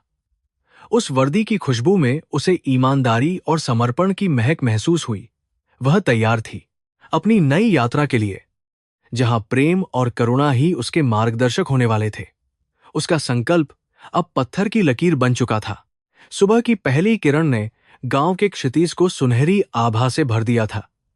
ईश्वर चंद की सांसें अब एक मध्यम लय में चल रही थीं, जैसे कोई दीपक बुझने से पहले अपनी आखिरी लौ बिखेर रहा हो। अनन्या उसके सिरहाने बैठी थी। उसकी आंखों में नींद नहीं बल्कि एक पवित्र शांति थी। पूरा गांव चुपचाप आंगन में खड़ा था। हर चेहरा ईश्वर के प्रति कृतज्ञता और दुख के भाव से भरा हुआ था। प्रकृति भी आज खामोश थी, जैसे वह भी इस महान आत्मा की विदाई के लिए स्वयं को तैयार कर रही हो और मौन प्रार्थना कर रही हो। ईश्वर ने एक आखिरी बार अपनी आंखें खोलीं और अनन्या की ओर देखा। उसकी आंखों में अब कोई दर्द नहीं था, बस एक असीम संतोष था। उसने धीरे से मुस्कुराते हुए अपना हाथ उठाया और राहुल की ओर इशारा किया, जैसे वह उसे अनन्या को सौंप रहा हो। अनन्या ने उसका हाथ मजबूती से थाम लिया और आंखों ही आंखों में उसे वचन दिया कि वह राहुल और इस गांव का कभी साथ नहीं छोड़ेगी। एक गहरी और शांत सांस के साथ ईश्वर चंद का पार्थिव शरीर शांत हो गया और उसकी आत्मा उस परम शक्ति में विलीन हो गई। गांव में एक सिसकी गूंज उठी जो धीरे धीरे सामूहिक विलाप में बदल गई। लेकिन यह विलाप केवल दुख का नहीं था, बल्कि एक ऐसे नायक के सम्मान में था जिसने अपना पूरा जीवन दूसरों की प्यास बुझाने में लगा दिया। अनन्या ने देखा कि कैसे बूढ़ी दादी ने अपने बेटे के माथे को चूमा और बिना रोए उसे विदा किया। उनका विश्वास था कि ईश्वर ने अपना धर्म निभाया है और वह अब मुक्त है। अनन्या के लिए यह दृश्य जीवन और मृत्यु के बीच के उस महान सत्य का साक्षात्कार था जिसे वह कभी भूल नहीं पाएगी। अंतिम संस्कार के समय पूरा गांव उमड़ पड़ा। अनन्या ने परंपराओं की बेड़ियों को तोड़ते हुए खुद अर्थी को कंधा दिया, जिसे देखकर लोग स्तब्ध रह गए। एक ऊंचे पद पर आसीन महिला का एक मामूली चपरासी के प्रति यह सम्मान मानवता की एक नई मिसाल पेश कर रहा था। अग्नि की लपटों के बीच ईश्वर का नश्वर शरीर राख में बदल रहा था, लेकिन उसके द्वारा बोए गए करुणा के बीज अब अनन्या के हृदय में अंकुरित हो चुके थे। श्मशान की वह राख अनन्या के लिए किसी पवित्र तिलक से कम नहीं थी जो उसे सच्चाई का मार्ग दिखाएगी। कुछ दिनों बाद जब अनन्या मुंबई वापस लौटी तो उसका स्वागत वही पुरानी कांच की इमारत और ठंडी मशीनी आवाजों ने किया, लेकिन अब वह खुद बदल चुकी थी। उसने अपनी केबिन में ईश्वर की वह पुरानी नीली वर्दी एक फ्रेम में लगवा दी थी ताकि वह उसे हमेशा उसके कर्तव्यों की याद दिलाती रहे। दफ्तर के लोग उसे हैरानी से देख रहे थे, पर अनन्या की आंखों में अब एक नया आत्मविश्वास और करुणा थी। उसने तुरंत एक बोर्ड मीटिंग बुलाई ताकि वह अपने उस बड़े मिशन की शुरुआत कर सके जिसका वादा उसने गांव में किया था। बोर्ड मीटिंग में अनन्या ने जब ईश्वर की कहानी सुनाई और गांव के उस सूखे कुएं की तस्वीरें दिखाईं तो पूरा कमरा भावुक हो गया। उसने प्रस्ताव रखा कि कंपनी के मुनाफे का एक हिस्सा ईश्वर चंद मेमोरियल फंड में जाएगा, बल्कि उन सभी गुमनाम नायकों को सम्मान देने का तरीका था जो कंपनी की नींव में अपना पसीना बहाते हैं। बोर्ड के सदस्यों ने बिना किसी विरोध के इस प्रस्ताव को मंजूरी दे दी। अनन्या को महसूस हुआ कि ईश्वर की सादगी ने आज कॉरपोरेट जगत के अहंकार पर जीत हासिल कर ली थी। महीनों बाद बुंदेलखंड के उस गांव की सूरत अब पूरी तरह बदल चुकी थी। जहां कभी सूखे खेत थे, वहां अब पानी की लहरें और हरियाली दिखाई देने लगी थी। ईश्वर द्वारा खोदा गया वह कुआं अब गांव के लिए जीवन का स्रोत बन गया था। उसके पास ही एक भव्य स्कूल और अस्पताल का निर्माण पूरा हो चुका था, जिसके मुख्य द्वार पर ईश्वर चंद की एक मुस्कुराती हुई प्रतिमा लगाई गई थी। अनन्या खुद वहां उद्घाटन के लिए आई थी और उसकी आंखों में संतोष के आंसू थे, क्योंकि उसने अपना वादा पूरा कर दिया था। राहुल अब एक अच्छे स्कूल में पढ़ रहा था और उसका भविष्य सुरक्षित था। वह अक्सर अपनी दादी के साथ उस कुएं पर जाता और अपने दादाजी की कहानियां सुनता। अनन्या ने यह सुनिश्चित किया कि गांव का हर बच्चा शिक्षित हो और उसे स्वास्थ्य सुविधाएं मिले। दादी मां की आंखों की रोशनी तो नहीं लौटी, पर उनके दिल में अब एक गहरी शांति थी कि उनके बेटे का नाम हो गया है। गांव के लोग अब अनन्या को अपनी बेटी मानते थे और उसका हर दौरा एक त्योहार की तरह मनाया जाता था। दफ्तर में भी अब कार्य संस्कृति पूरी तरह बदल गई थी। अब किसी भी चपरासी या छोटे कर्मचारी को हीन भावना से नहीं देखा जाता था। अनन्या ने हर महीने एक मानवता दिवस मनाना शुरू किया, जहां कर्मचारियों के व्यक्तिगत संघर्षों को सुना जाता था और उनकी मदद की जाती थी। विकास कॉरपोरेशन अब केवल मुनाफे के लिए नहीं, बल्कि अपनी सामाजिक जिम्मेदारी और मानवीय मूल्यों के लिए जाना जाने लगा। अनन्या को लगा कि ईश्वर ने उसे जो रास्ता दिखाया था वह न केवल उस गांव के लिए बल्कि पूरे समाज के लिए एक मशाल बन चुका था। एक शाम जब अनन्या अपने दफ्तर की छत पर खड़ी होकर डूबते हुए सूरज को देख रही थी, उसे महसूस हुआ कि हवा में वही मिट्टी की सौंधी खुशबू है। उसे लगा कि ईश्वर कहीं आसपास ही है और अपनी उसी पुरानी मुस्कान के साथ उसे आशीर्वाद दे रहा है। उसने अपनी जेब से वह मिट्टी का खिलौना निकाला जो राहुल ने उसे दिया था। उस साधारण खिलौने की कीमत उसके लिए अब करोड़ों की संपत्ति से भी कहीं ज्यादा थी। उसने महसूस किया कि असली सफलता वह नहीं है जो हम दुनिया को दिखाते हैं, बल्कि वह है जीवन अब एक नई लय में बह रहा था, जहां हर दिन किसी के चेहरे पर मुस्कान लाने का अवसर था। अनन्या ने महसूस किया कि कर्मा का चक्र वाकई में पूरा होता है। ईश्वर ने जो निस्वार्थ भाव से बोया था, उसका फल आज हजारों जिंदगियों में मिठास भर रहा था। वह समझ चुकी थी कि कोई भी पद छोटा या बड़ा नहीं होता, बल्कि इंसान की नीयत उसे महान बनाती है। ईश्वर चंद ने मरकर भी अनन्या को जीना सिखा दिया था। वह अब एक ऐसी यात्रा पर थी जिसका कोई अंत नहीं था, केवल प्रेम था। कहानी का अंत वहां हुआ जहां से यह शुरू हुई थी, उस मिट्टी के घर के नीम के पेड़ के नीचे। लेकिन अब वहां सन्नाटा नहीं था, बल्कि बच्चों के खेलने का शोर और खुशियों की गूंज थी। अनन्या ने उस कुएं से निकला हुआ शीतल जल पिया और उसे लगा कि वह पानी उसकी आत्मा को तृप्त कर रहा है। उसने आसमान की ओर हाथ जोड़कर नमन किया और धीरे से कहा, धन्यवाद ईश्वर जी, मुझे इंसान बनाने के लिए। बुंदेलखंड की वह तपती धरती अब शीतलता का अनुभव कर रही थी और मानवता मुस्कुरा रही थी। गांव के पुराने मंदिर में अब रोज शाम को प्रार्थना होती थी, जहां ईश्वर की तस्वीर पर ताजे फूल चढ़ाए जाते थे। वहां के पंडित जी कहते थे कि ईश्वर ने अपने नाम को सार्थक कर दिया है, क्योंकि उसने साक्षात देवता की तरह गांव का कल्याण किया।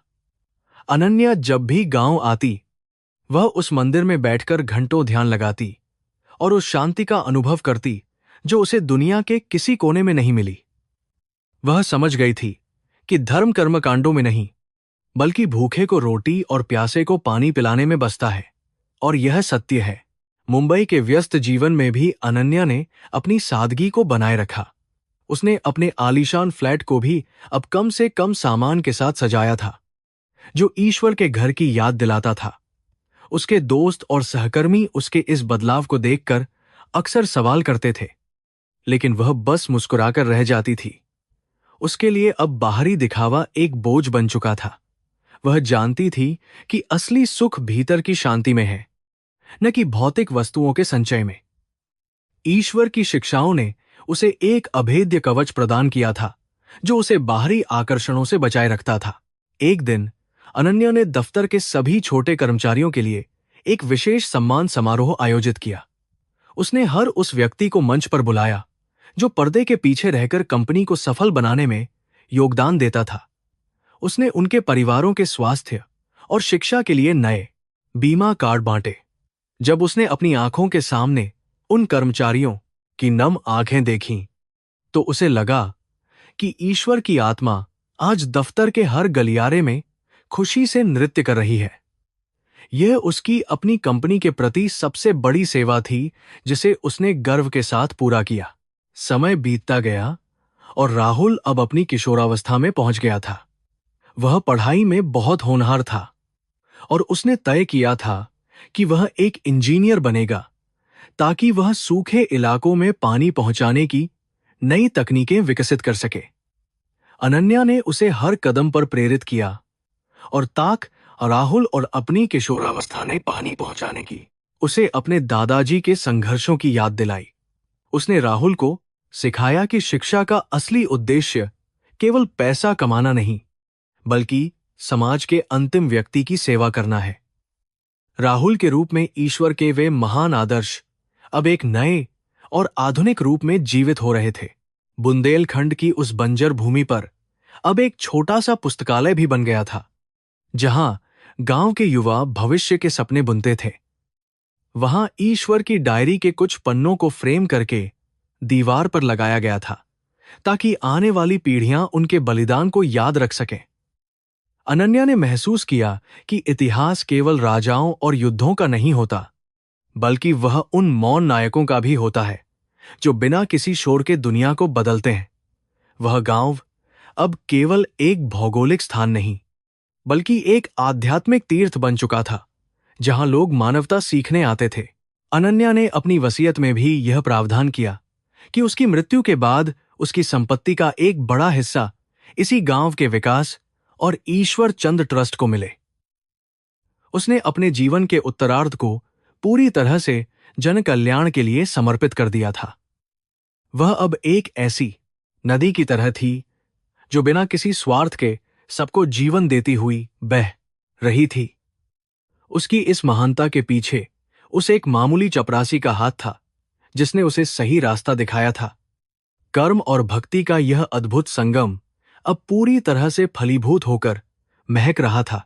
आज जब अनन्या दर्पण में खुद को देखती है तो उसे एक नया चेहरा दिखाई देता है, एक ऐसा चेहरा जिसमें शांति, करुणा और आत्मविश्वास की चमक है।